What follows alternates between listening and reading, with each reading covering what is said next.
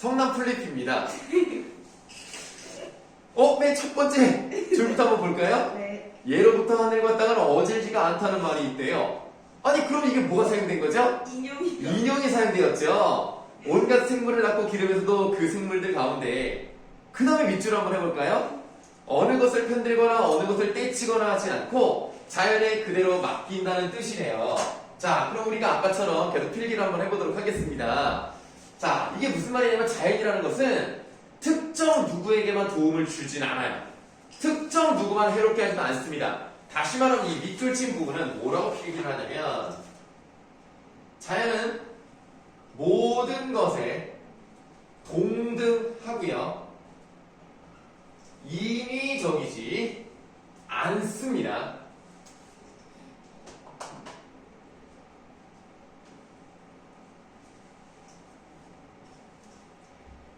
서양의 한 자연주의 작가 역시 자연은 인간의 운명에 대해 관심을 두지 않는다고 말한 적이 있어요. 이를테면 큰 잉어에서 꺽쇠 열고요. 큰 잉어가 어린 붕어를 먹고 큰 붕어가 어린 피라미를 먹고 큰 피라미가 어린 송사리를 먹고 큰 송사리가 어린 생이를 먹고 살더라도 받아보세요. 점점 범위가 어떻게 되고 있어요? 작아요. 작아지는 거. 이런 표현법을 뭐라고 하죠? 보통 이걸 잘 모르더라고. 꼭 알아야 된다기보다는 알아두면 좋습니다. 점강법입니다. 그러면 점점점 넓어지거나 깊어지거나 멀어지거나 하는 점점 확대되는 방법은 뭐라고 할까요? 점. 뭘까요? 점층법이라고 해요. 네, 점층법. 자, 그래서 큰 송사리가 어린 생이를 먹고 살더라도 말리지 않으며 넓고 넓은 바닷가에 오박살이 집 한 채 늙은아비 혼자 사고 철 모르는 딸과 함께 이 노래 기억해요? 넓고 넓은 바닷가에 오박살이 집 한 채. 그래서 그 딸 이름이 뭐죠? 몰라요. 클레멘타인. 클레멘타인. 그거 있죠? 네. 그거예요. 그래서 철 모르는 딸과 함께 살다가 배가 뒤집혀 돌아오지 않는다고 하더라도 모르쇠를 된다는 겁니다.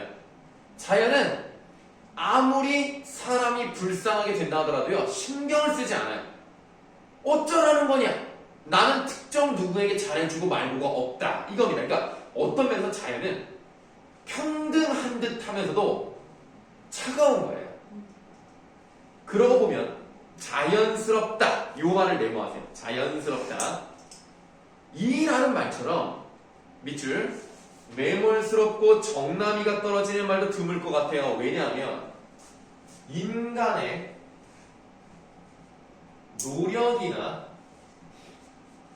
의지와는 무관하니까요.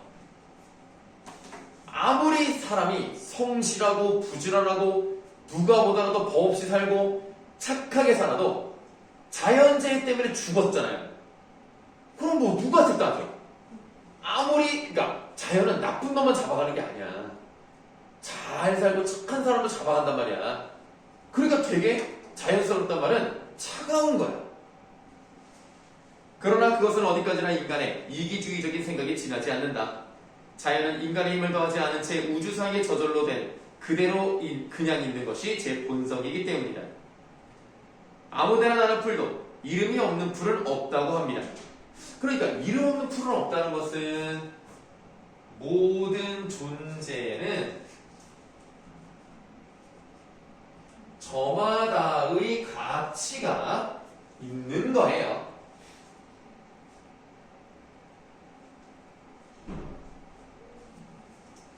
그러나 농부는 저마다 농밭에 심고 가꾸는 것이 아닌 것은 죄다 잡풀이라고 합니다. 잡풀에 세모하세요. 그럼 봐봐. 보리밭에 밀이 자랐어요.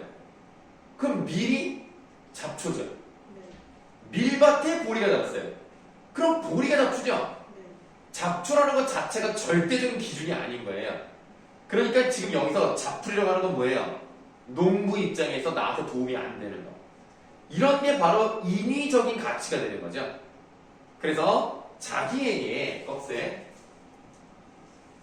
자기에게 필요할 때는 나물도 되고 화초도 되고 약초도 되고 목초도 되고 거름도 되고 하는 풀도 필요가 없을 때는 잡풀이 되는 것이다.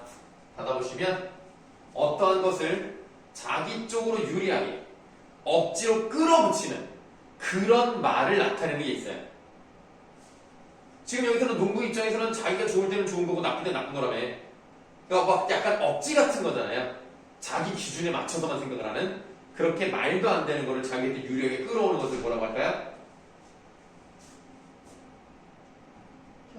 견, 강, 따라 읽는 거예요, 그냥? 견강부회라고 합니다. 이 정도 한자성어는 알아두세요. 요거는 B 플러스급 정도의 중요도를 갖습니다. 잡풀로 그치는 것만도 아니다. 논밭에 나서 서로가 살려고 작물과 경쟁을 할 때는 여지없이 농부의 원수가 되어 낫에 베이거나 호미에 뽑히거나 농약에 마르거나 하여 덧없이 죽어가기 마련이다. 논밭의 작물은 주인의 발걸음 소리 잘한다는 말. 무슨 뜻인 것 같아요?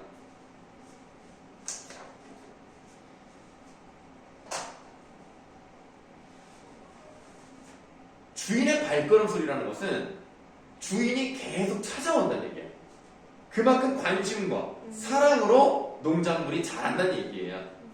혹시 중학교 때 그런 실험 해봤어? 양파 2개 해놓고 사랑해 사랑해 해봤어요? 그 영상으로 봤어요. 영상으로 봤어요? 믿어요? 난 못 믿겠어. 저도요. 그리고 양파를 다른 방에다 두지 않는 한 사랑해 사랑해 다 듣는 거 아니야? 나는 좀 아닐 것 같아. 근데 뭐 그랬다는 사람도 있고 좀 이상한데. 어쨌든 주인의 관심과 사랑으로 작물이 자란다는 거고요.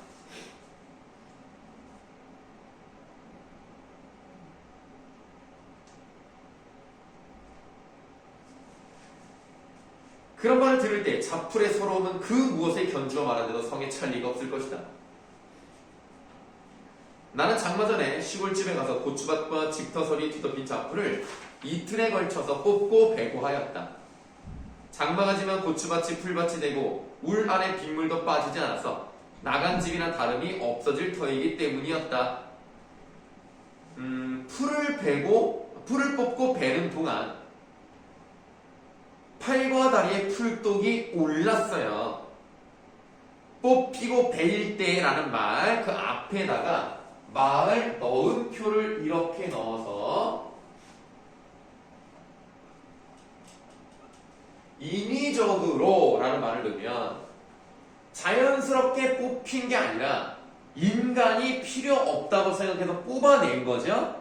그래서 인위적으로 뽑히고 베일 때 성인한 풀립에 네모하시고 이게 바로 제목인 성난 풀잎이에요. 이 성인한 풀잎에 팔과 다리가 긁히더니 이윽고 벌겋게 부르트면서 옷이 나오게 오른 것처럼 가볍고 따갑고 쓰라려서 안절부절 못하게 된 거였어요. 약국에서는 접촉성 피부염이라면서 네모하세요. 먹는 약과 바르는 약. 이거는 인간이 만드는 인위적인 치료가 되겠습니다. 먹는 약과 바르는 약을 주었지만 열흘이 지나고 보름이 지나도 가라앉지 않았다. 누구는 또 쇠마하세요. 병원에 주사 한 방, 이런 것도 인위적 치료가 되겠죠? 그 주사 한 방이면 직방으로 나올 텐데 미련을 떤다고 흉을 보기도 했다. 그러나 장마가 끝나도록 병원을 찾지 않았다. 한갓 잡풀일망정 뽑히고 벨 때 왜 느낌이 없을 수 있겠는가? 서리법을 사용을 해서 그런 느낌이 있다는 것을 보여주고 있고요. 느낌이 있다면 왜 가만히 있을 수 있겠는가? 자연스럽다는 것은 본디 인간의 뜻과 무관한 것이 아니었던가? 풀독은 근 달포나 되어서야 자연스럽게 가라앉았지요. 자연스럽게 앞에다가도 말 넣어표를 이렇게 넣으셔서 인위적인 처방 없이라는 말을 넣으면 이 사람이 생각하는 바를 알 수가 있습니다. 이 사람이 풀뚝이 오르기 전에는 잡풀은 필요가 없으니까 뽑아야 돼 라는 인간 중심 사상을 가지고 있었다면, 풀뚝이 오른 뒤에는 얘도 살아남아야 되니까 나에게 이렇게 했구나, 그러면 모든 것을 다 함께 자연스럽게 살아가는 그런 존재로 봐야 된다는 거죠. 그래서 그 이후에는 어떤 자세를 갖게 되었냐면 이타주의적 사고, 생명, 존중 사상, 이런 사고를 갖게 되었습니다.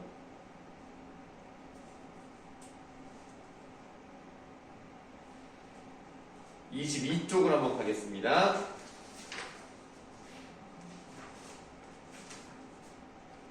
(22쪽에) 큰 1번에 괄호 2번, 이 작품의 제목인 성남 필리피 의미하는 바가 무엇인지 말해봅시다 라고 하는데요.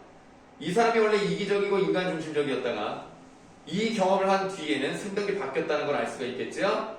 그럼 필립은 우리에게 어떤 경고를 하고 싶었는가, 그걸 한번 써보도록 할게요.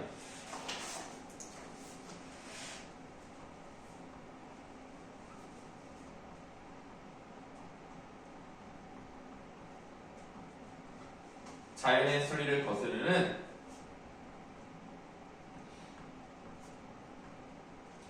삶의 태도를 경고하고 질책하는 존재입니다.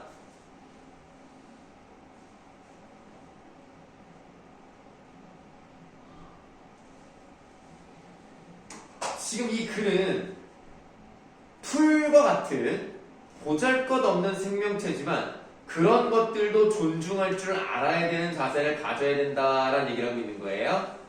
그런데 큰 2번에 괄호 2번을 보시면 타인과의 소통이라는 측면에서 이 작품의 주제를 정리해보자 라고 되어 있다는 거예요.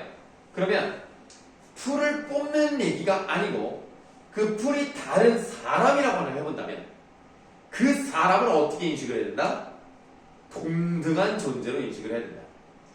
자기중심적으로 생각하면 안 된다. 이런 이야기까지도 확장돼서 해석을 해볼 수가 있다는 거예요. 그것도 한번 써보도록 하겠습니다.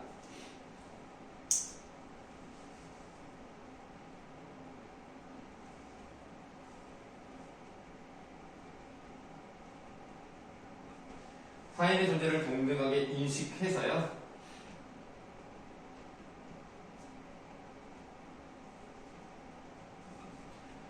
자기중심적 사고에 대한 비판을 하는 글로도 읽힐 수 있겠네요.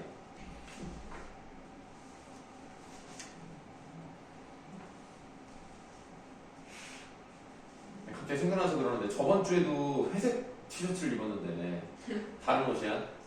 똑같은 거 입은 거 아니에요? 달라요. 그거는 이 마크가 없어요. 더 어둡고요. 자, 23쪽을 보고 쉬는 시간 갖도록 하겠습니다. 이거는 대단한 시는 아니기 때문에 그냥 어떤 형식적 특징 정도만 빨리 한번 보도록 할게요. 이렇게 환한 등불 본 적 있나요? 개미 두어 마리가 죽은 나방을 움켜쥐고 영차 손짠등엄한 언덕을 기어 오를 때 밑줄합니다. 공놀이 하던 한 아이가 잠시 이를 비켜줍니다.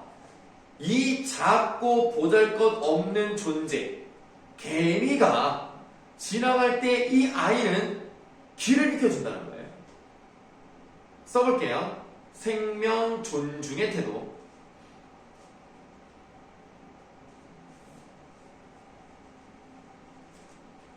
그러면 우리가 일반적으로 생각할 때 개미는 별게 아닌데 얘는 그것도 보살펴 주는 거란 말이죠. 그래서 우리가 두 번째 핵에 있는 개미에 대한 네모를 하시고요. 이런 개미 같은 애들은 뭐라고 볼 수가 있냐면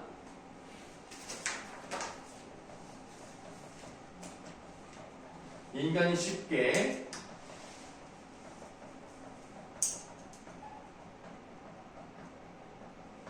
지나칠 수 있는 존재예요.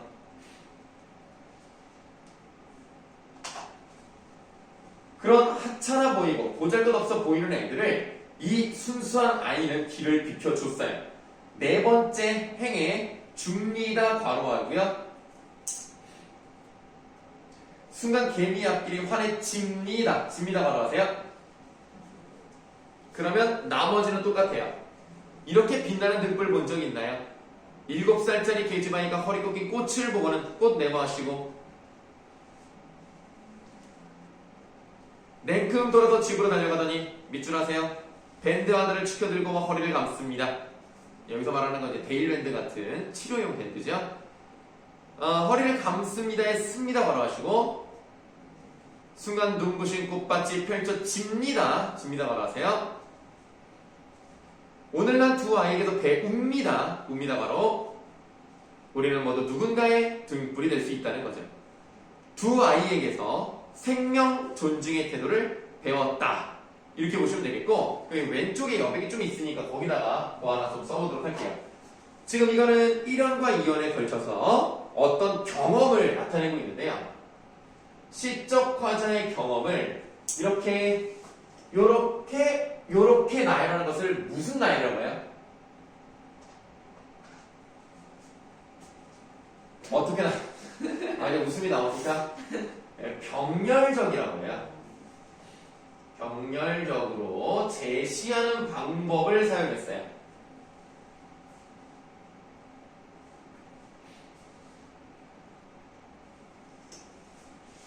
그 다음에 하나를 더 써보도록 할게요. 이 글은 누가 보더라도 보잘것없는 그런 것들을 신경을 쓰고 있고 나름 보살펴주고 있는 거란 말이죠. 그러니까 우리가 내가 아닌 다른 존재, 그러니까 사람만 포함하는 게 아니에요. 다른 존재, 타자를 바라보는 관습적이고 상투적인 태도에서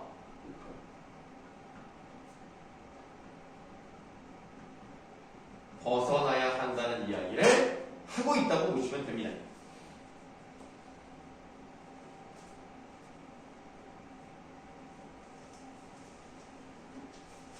그러면 쉬는 시간을 좀 갖고요. 그 다음 어부사시사로 한번 가보도록 하겠습니다. 우리가 어부사시사랑 그 박목월의 촌노루까지 하면은 사실 다 한 거예요. 일단은. 손달과 국어씨는 그때 했거든.